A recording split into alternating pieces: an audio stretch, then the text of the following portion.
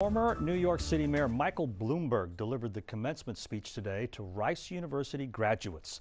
He warned of a dire threat to American democracy because of what he calls an endless barrage of lies and a troubling trend toward alternate realities.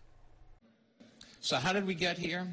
How did we go from a president who could not tell a lie to politicians who cannot tell the truth? And when we tolerate dishonesty, we get criminality.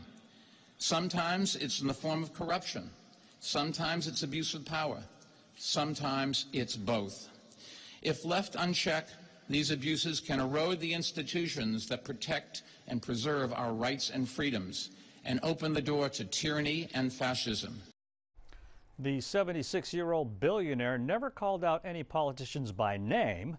The comments come as several of President Trump's associates are facing criminal charges. He also told graduates, quote, "To be honorable, you must be honest, even when it requires you to admit wrongdoing and suffer the consequences."